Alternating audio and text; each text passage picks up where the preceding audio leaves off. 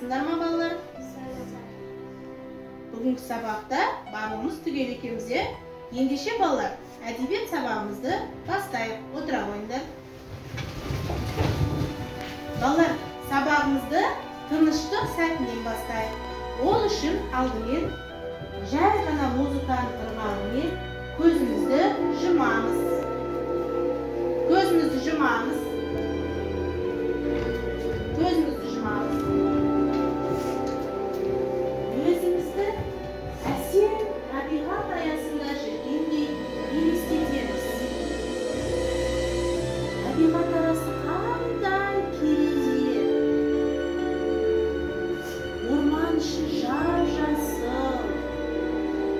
Құстардың сайраған дауыстары. Самал жел бетімізді есіп өтеді. Жан-жануарлардың дауыстары шықты. Сылдырлап аққан бұлақ құлағымызға өте жағымды естіледі. Көзімізді ашайық. Осындай әдемі көңіл күймен сабағымызды бастаймыз. Өткен сабақты қайталайық, Үйге қандай тапсырма берілген жатса, Үйге нөсерді оқып келуге. Нөсер өлеңін оқып келуге берді.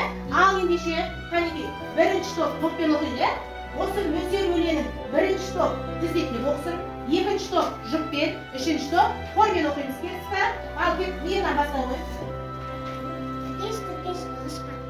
Үлкен аймақтан ап, шығай келді шығыштан, ақ сайлақтай ойнақтап.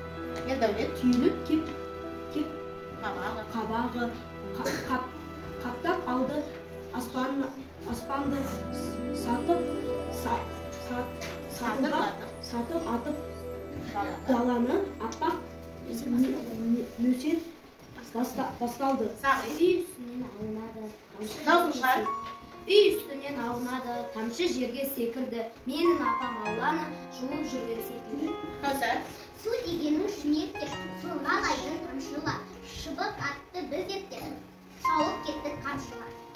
Жаным жүрді өзге бірі қапқан жағырап, ойдың жердегі келді.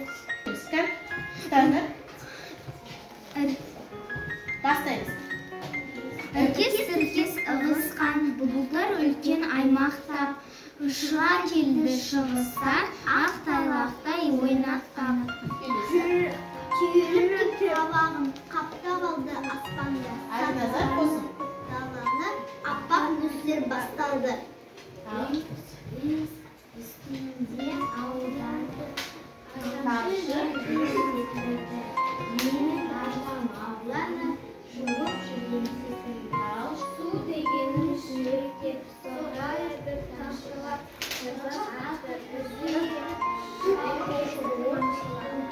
Үшінші қатар, кәнекей, хормен оқимыз. Бәріміз бірге ұстаймыз.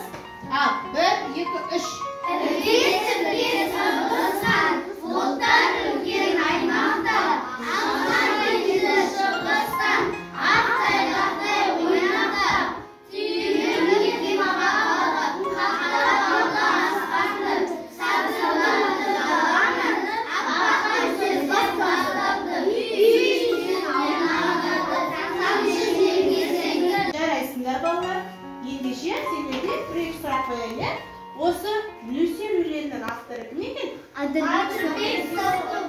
Олар қолы беріп аймен Соқыпбек деген, Дұрыс айтасың, отыра ғой. Балалар, өлең не жайлы? Нөсер жайлы. Жаңбыр қатты жауғанды оны нөсер дейді. Жарайсыңдар. Дұрыс айтасыңдар, Балалар, жаңбыр жылдың қай мезгілінде көп жауады? Ал, Жанел? Күз айында көп жауады. Күзде, тағы қай мезгілде? Айтамын. Көктем. Көктем мезгілінде және. Жарайсыңдар балалар. Ендеше балалар, барлығымыз тақтаға назар аударайық. Балалар. Жарайсыңдар балалар.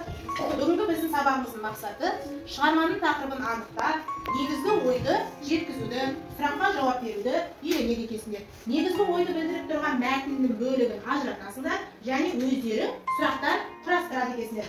Мәтін мазмұнына байланысты бір-бірімен диалог құрасыңдар. Балалар, сендерді бүгінгі сабақта мынадай жаңбыр тамшыларымен бағалаймын. Кім осындай тамшыларды көбірек жинайды, сол оқушы көбірек бал алады екен. Түсінікті ма? Ендеше балалар, сабаққа белсене қатысамыз және алтын ережені есімізге сақтайды екенсіздер. Алтын ережені білесіз, солай ма? Сабақта тыныш отыру, бір-бірімізді тыңдау, бір-бірімізге сабақта жауап беруге мүмкіндік беру, сабақта үнемі қойылған сұрақтарға қол көтеріп жауап беру, және де ең бастысы сабаққа белсенді қатысу екен. Түсінікті ма балалар? Ең дауысын естіп тұрмыз. Қан, тыңдаймыз.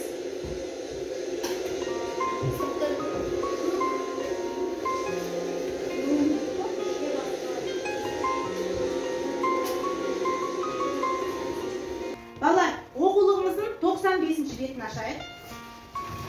95-ші бетін ашайық. Жалғыпашты көріп тұрмыз ба? Бірінші тапсырма қараймыз. Бірінші тапсырмадағы жалғыпашты жұппен айтайықшы. Қанекей, бірінші ішімізден бір рет оқып алайық.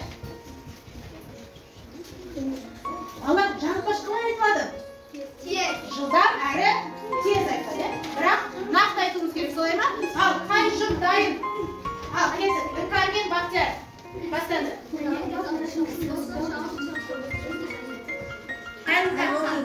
Көктем жауын шашынсыз болмас, жауын шашынсыз болмаса, жасынсыз болмас. Жауын шашынсыз болмас, жауын шашынсыз болмаса, жасынсыз болмас. Жарайсыңдар, мінеке сендердің жаңбыр тамшылары. Ала қойыңдар. Жарайсыңдар. Кішкене шаршап қалған шығармыз. Барлығымыз орнымыздан тұрып, сергіту жаттығуын орындайық.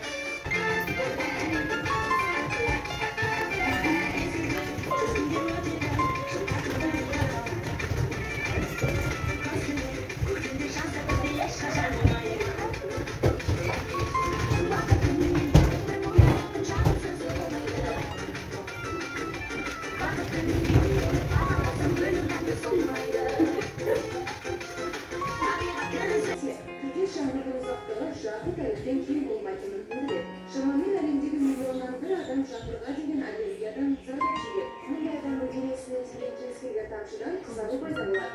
Жатар балалар, қолмен оқимыз. Ақ жаңбыр. Бір басталса, бірі бойы тынбайды. Үнсіз сорып, төге береді. Мұны көрген өткінші жаңбыр, ақ жаңбырға жаңбыр деп атады. Бірақ ұлғышысына тұрасыз, ішінде түспайды етеке. Анамыздың асының шығару ғой. Міне бұлай, деді сатырларды қояйын. Жарайсың. Ағалап жүйрейші бір-бірімізді. Баспарма қатысы. Жарайсыңдар. Енді. Қатар, жүппен оқимыз. Кәнекей. Сендер үшеуің бірге оқыңдар. Ал, ақ жаңбыр бір тынбайды. Бір басталса, тәулік бойы тынбайды. Болды, ары қарай. Үнсіз тұрып, төге береді. Бірге оқимыз. Айгер.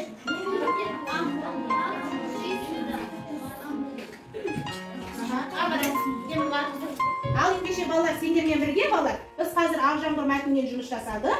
Енді мына бейне жазбаға назар аударайық. Жаңбыр туралы қызықты деректерді тыңдайық. Ақ жаңбыр, бол жаңбыр, бұршақ жаңбыр. Осылайша жаңбырдың түрлерін айта өтсек жетерлік. Зерттеулердің нәтижесі бойынша жер бетіне секундына 16 миллион тонна су буланып ауаға көтеріледі. Осылайша жылына 505 тонна құрайды. Бұл жылда жер бетіне жауған жаңбырдың мөлшері ендігі қандай?